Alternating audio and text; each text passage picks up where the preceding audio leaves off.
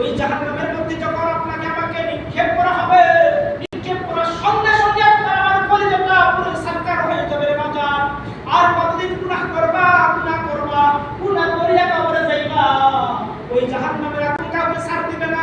ওই কবরে আপনি আমি যাওয়ার পরে এমপি হই না কেন, মন্ত্রী হই না কেন, আমি আলেম হই না কেন, ওই কবর আপনাকে আমাকে চিনবে না।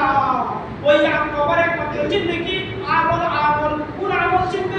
আপনি আমি দুনিয়ার মধ্যে কি আমল করেছি, আপনি আমি দুনিয়ার মধ্যে কি করেছি। যদি আপনার আমার আমল সঠিক হয়ে যায়, তাহলে কবর আপনার আমার জন্য শান্তি হয়ে যাবে, প্রশস্ত হয়ে যাবে। কবরটা আপনার আমার জন্য জান্নাতের বাগান হয়ে যাবে।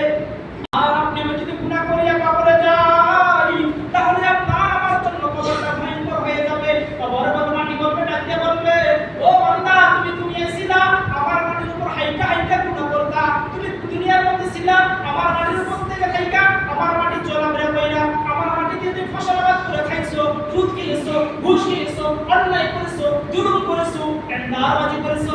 আমি এখন কবর তোমাকে ছাড় দিব না।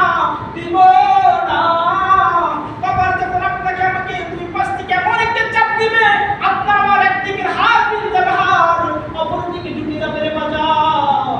ওই কষ্ট আপনি আমি সহ্য করতে পারবো না। একটু চিন্তা করেন, একটু মনটা গরম করে চোখের পানি এক ফোঁটা ফেলার চেষ্টা করেন। ভাই আপনি আমি জাহান্নাম সহ্য করতে পারবো না।